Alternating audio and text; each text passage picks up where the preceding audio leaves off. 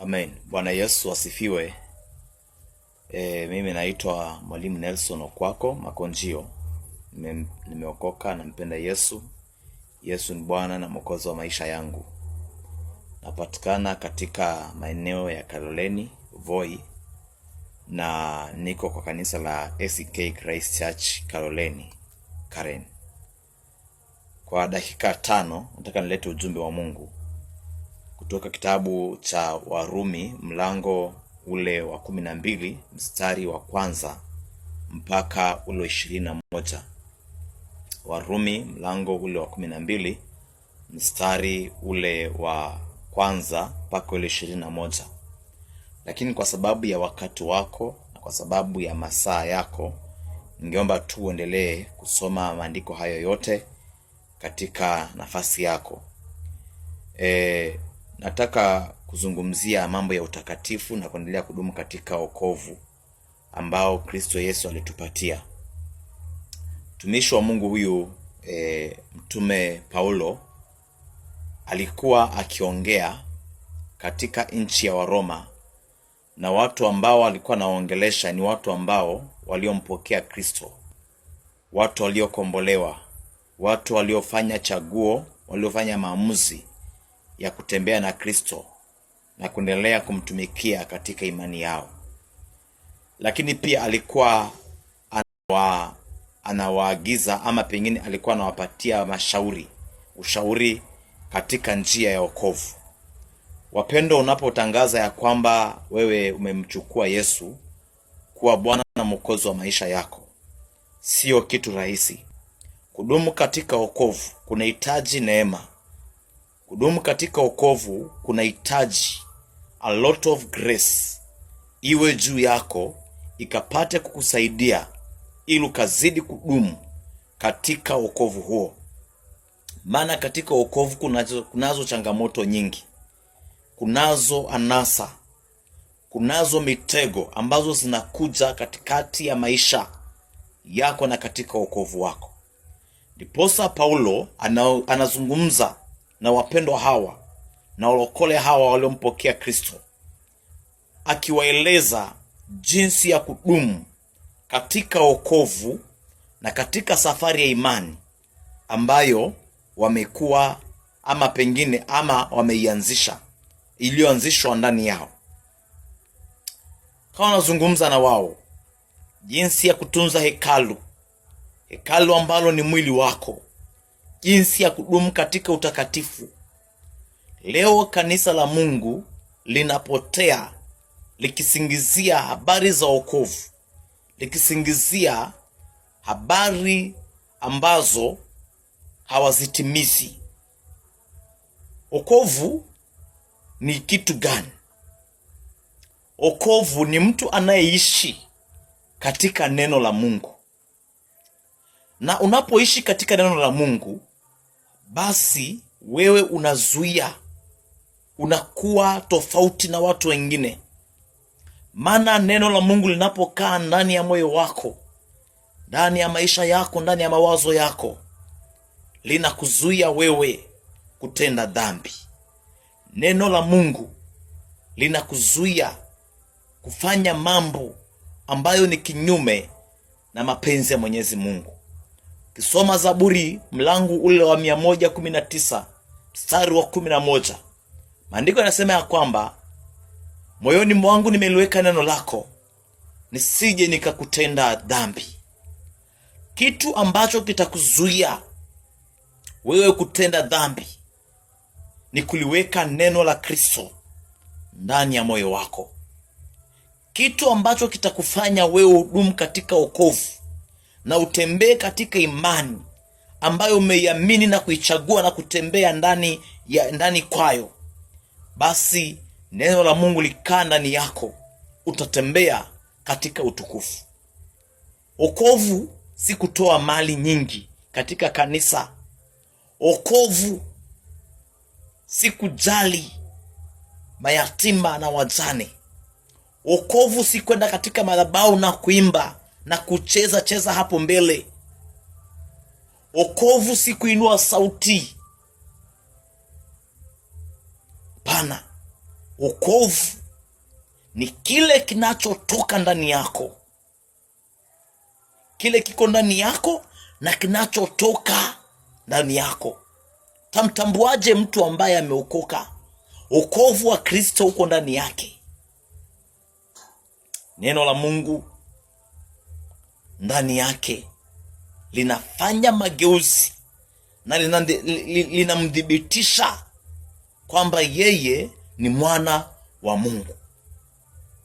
Neno la Kristo, kwa sababu liko ndani yake, kinachotoka nje ya mdomo wake, hata na mawazo yake, hata na meneno yake, basi kinaonyesha kabisa huyu amedumu katika wokovu.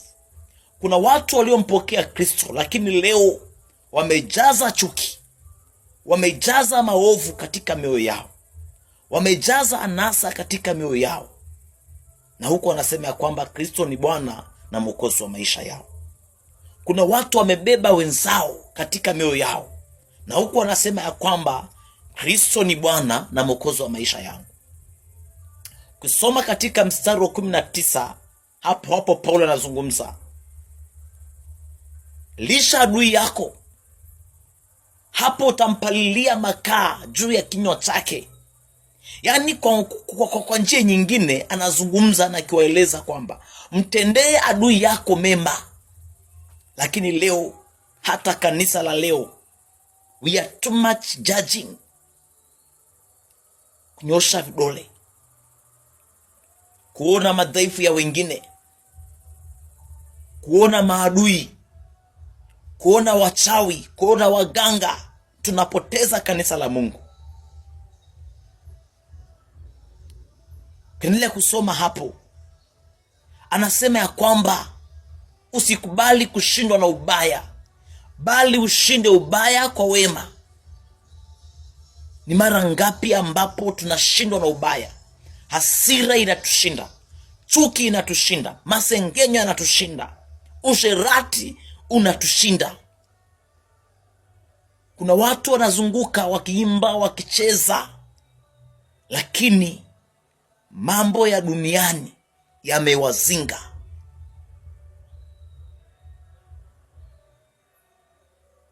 Timu ya neno hili transformation and perfection. Mwaka wa kubadilika. Unawezaje kubadilika? Wokovu wako unawezaje kuonekana kwamba umebadilisha maisha yako? Ni kutembea katika neno. Msingi wa kutunza wokovu wako ni wewe usimame katika Kristo Yesu.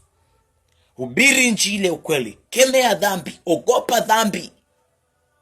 Jitenge na mambo yote mabaya, jitenge na vitu vyote viovu, ili udumu katika wokovu na uendelee kusimama katika njia ya Kristo Yesu. Maana usipofanya hayo, wokovu wako ni bure.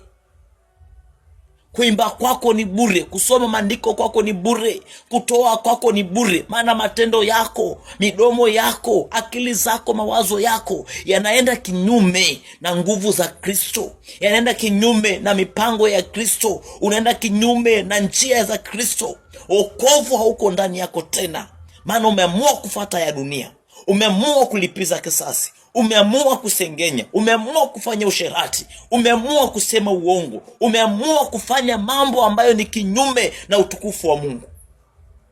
Kristo anatoka ndani yako, shetani anaingia, anatawala, kwa sababu neno la kukukinga haliko ndani yako. Neno la kukinga wokovu wako haliko ndani yako. Na leo maisha yetu, wokovu wetu hauonekani, maisha yetu hayaonekani kwa sababu ya mambo ambayo tunayafanya na kuyatenda kinyume na mapenzi ya Mwenyezi Mungu. Lazima tujifundishe, wale watu ambao tumeokoka, kuishi maisha ya utauwa, maisha ya utakatifu. Hapo ndipo kuna kibarua. Leo kumeharibika.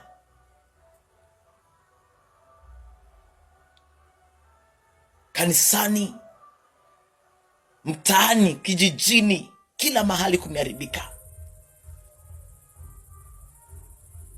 Nashangaa kwamba wale ambao wako katika anasa, ndio wanashinda wale ambao wako kanisani. Hata mistari ya mbele kanisani wameshindwa na watu ambao wako duniani, maana upendo hauko, utakatifu hauko. Unajua sisi Waanglikana tunavaa nguo za kama, tunavaa nguo za Mothers Union, tunavaa nguo za youths, tunavaa nguo za aina nyingi na mabaji zimewekwa hapo. Naona mtu amevaa nguo kabisa, maana sisi Anglikana tuko na vigezo vyetu ambavyo vinaweza vikakuzuia ama vinaweza vikakubali kwamba wewe katika kikundi fulani. Lakini Mungu hatazami hayo mavazi, hatazami hizo baji mnazoziweka. Mungu hatazami white collars mnazovaa. Mungu hatazami misalaba unazovaa. Mungu hatazami ile sauti unayoitoa na kuomba na kuimba. Hatazami uzuri wako, hatazami mambo yako ya nje, anatazama kile kiko ndani ya moyo wako. Kuna watu wako na white collars, lakini usherati umewajaa, masengenyo yamewajaa, atabu na dunia na nguvu za giza zimewajaa. Kuna watu wako na collars, kuna watu ni wachungaji, kuna watu ni maaskofu, leo hii wanatembea kwa waganga na wachawi.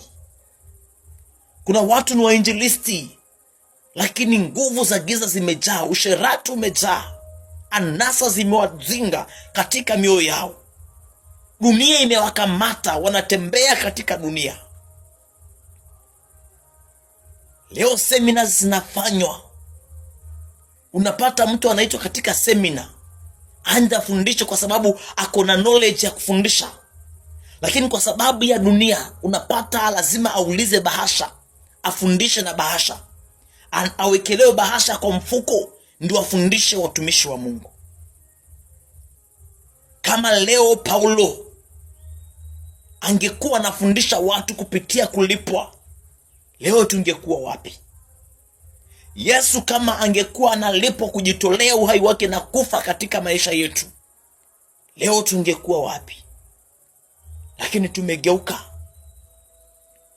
dunia imegeuka, na vile dunia inageuka tunazidi kuifuata na matendo yake na anasa zake na takataka zake. Wokovu uko na gharama zake. Paulo anasema ya kwamba kama we ni baridi, kuwa baridi. Kama we ni moto, kuwa moto. Kama huwezi kujizuia, oa. Kwa nini ulale na wanawake wa watu? Wengine wameoa, lakini tunatembea na wake za watu kila mahali. Tunatembea na wake za watu, tunaweka magari kwa mageti za watu, tunalala na wasichana wadogo, tunalala na mama wa watu, tunalala na vijana wadogo. Na huku tunasema ya kwamba Bwana Yesu asifiwe. Lakini tukumbuke katika amri 10 za Kristo Yesu, amri 10 za Mungu, kuna amri inasema ya kwamba usilitaje jina la Bwana Mungu wako, kwa kuwa Bwana hatamsamehea yule alitajaye jina lake bure. Huo wokovu uko na shida, uko na gharama zake. Ukiamua kuokoka, basi okoka kabisa, okoka kabisa. Fanya chaguo, okoka kabisa, okoka kabisa, na ufuate njia ya Kristo.